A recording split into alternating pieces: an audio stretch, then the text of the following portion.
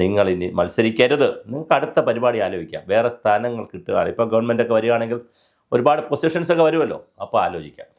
അതുപോലെ ഒരു കുടുംബത്തിൽ നിന്ന് ഒരാൾ മതി, കുടുംബാധിപത്യവും വേണ്ട, തുടർച്ചയായ ആളുകളും വേണ്ട. ഇത് വളരെ വളരെ വളരെ പ്രധാനപ്പെട്ട രസകരമായ എല്ലാവർക്കും മാതൃകയാക്കാൻ കഴിയുന്ന ഒരു തീരുമാനമാണ് ലീഗ് എടുത്തിരിക്കുന്നത്.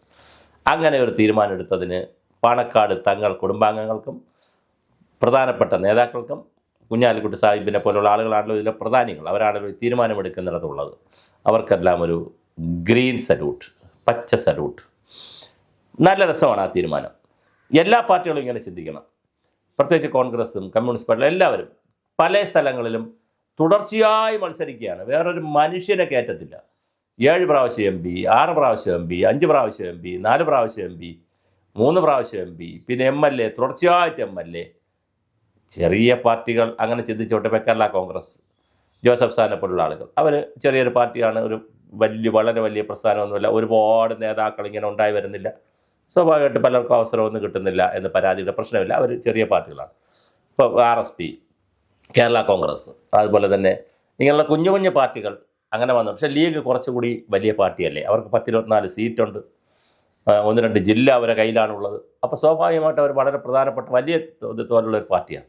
അവിടെ ഒരുപാട് യൂത്ത് ലീഗ് നേതാക്കൾ വരുന്നുണ്ട്, PK ഫിറോസിനെ പോലെയുള്ളവർ, അങ്ങനെ കുറേ നേതാക്കളുണ്ട്. പക്ഷേ എനിക്ക് മനസ്സിലാവാത്തത്, ഈ യൂത്ത് ലീഗിലൊക്കെ ഒരിക്കലും പിന്നെ നമ്മുടെ KT ജലീലിൻ്റെ പേര് കേട്ടു, ഇപ്പോൾ PK ഫിറോസിൻ്റെ പേര്, വേറെ ആളുകളുടെ പേരൊന്നും കേൾക്കുന്നില്ല. ഈ ചർച്ചകളിലും മറ്റു കാര്യങ്ങളിലൊന്നും വേറെ കുട്ടി നേതാക്കളുടെ ഒന്നും പേര് കേൾക്കുന്നില്ല. യുവാക്കൾക്ക് അവസരം കൊടുക്കുന്നുണ്ടായിരിക്കും ലീഗ്, ഇല്ലയെന്ന് ഞാൻ പറയുന്നില്ല, യൂത്ത് ലീഗ് കൊണ്ടല്ലോ.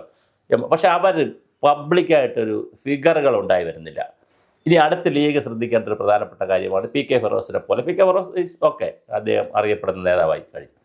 അതുപോലെ KM ഷാജി, ശരിയാണ്, ചെറുപ്പക്കാരനായിട്ട് വന്ന്, ഇപ്പോൾ ചെറുപ്പം കഴിഞ്ഞല്ലോ പുള്ളിക്കാരൻ.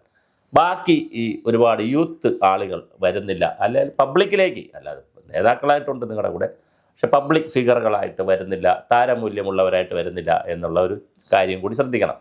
ബാക്കി പാർട്ടികളും ഒരുങ്ങിയതായിട്ടാണ് കേൾക്കുന്നത്.